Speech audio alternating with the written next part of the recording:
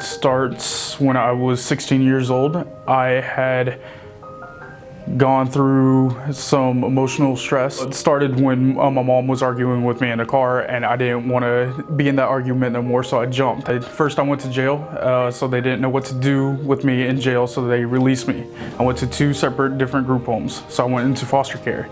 The first one was here in Morganton, a place called Self-Determination, and I was there for about a year before I went to another one in Oak Hill. It's in Valdez, and I aged out there. My mom came and picked me up, and I had gone to Job Corps. It was in Cherokee. Spent about 2 weeks there. I had a seizure, and instead of them taking the appropriate action, I went to the hospital. And then once I got out of the hospital, since my mom didn't want to have to deal with anything that I was going through at the time, I ended up homeless, and I've been homeless for about 2 years. So it was a rough 2 years until I eventually met the friend that had introduced me to ACA, where I was able to get treatment through ACA and partners. I can personally relate to him as far as being homeless. I can relate to having family members who don't want to be a part of my life or your life. And so those are obstacles that no one really should go through alone. And so for Cory to be able to have those obstacles and have people around him and be so successful, I think it's important people understand. I mean, he was only 18 when he was in the system. I mean, he came in to see us. Once a month, I talk with a caring alternative, his workers there, to see if he needs anything. I also work with Cory as far as his budget and making sure he's got enough money to pay his bills and such. And if there's a need somewhere, that we can address it before it comes too critical. Partners Behavioral Health, we are behavioral health, mental health, but well, a lot of people, there's more to us than just our mental health diagnosis. There's more to us than just a piece of paper. There's other things going on. And so I noticed in Cory's history that he had, when he was seen the first time, he had a wound on his foot, and I was kind of curious like what was going on with that. And so Cory and I talked a little bit, and he expressed, or he told me that when he was homeless, he was living in the area, and that he was in an area where he was trying to stay dry, which a lot of homeless, we all want to stay dry. And he was asleep, and someone put some cardboard under his foot, under his leg, and caught him on fire. I know Cory has got lasting effects from that. I mean, he will always have that scar. It was definitely a hard time. I mean, I was living out in the cold every day. I mean, it was not a pleasant place for me. And if I probably didn't get help, I probably would have,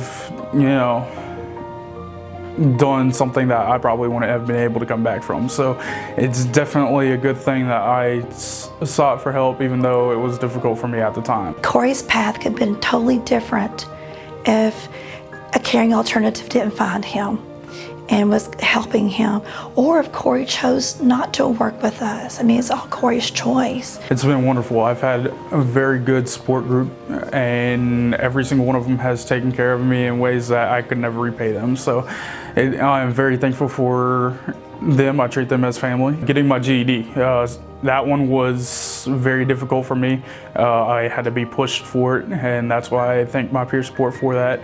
He has helped me get through that by making sure that I was there on time. I was there and I was willing to participate, and he also helped me with some stuff that I needed help with. So transportation was a big one, so I was able to get transportation, and then he just made sure that I went and I got everything done. So it was definitely a big achievement for me. He's grown immensely. I think the biggest achievements would be getting his GED, but I think that personally, I think his biggest achievement is the way he interacts with people. He has changed in that area so much. It's the most noticeable thing when you meet him, because when I first met Cory, he couldn't have a conversation with you without being aggressive and pushing you away. He didn't want to be around you. He would shut down in the middle of a conversation and push you away and just want to be by himself.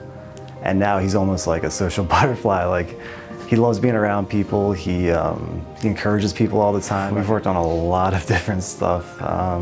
He was really apprehensive when it came to working with me or really anyone else. He didn't like being around, I guess, workers. I think he thought we had ulterior motives or something. And it took a long time to break that barrier with him. It was like I had to take a different approach, almost like I was his big brother or something. And that's kind of what I've grown into, is like I'm almost like Cory's big brother now. It makes me feel great, like I'm actually doing something with meaning, with purpose. It makes the job worth it, you know? And more than just the job, it gives my life purpose. It gives my life more meaning than, that's what makes it worth it, you know? When I found partners, that was definitely a blessed thing. I want to teach other people that there's not, you know, just darkness and emptiness in life. There's good things. There's good people out there looking out for others. It's wonderful to know that I had that support team. I just wanted to help me get through all the situations that I've been in, and it's been wonderful.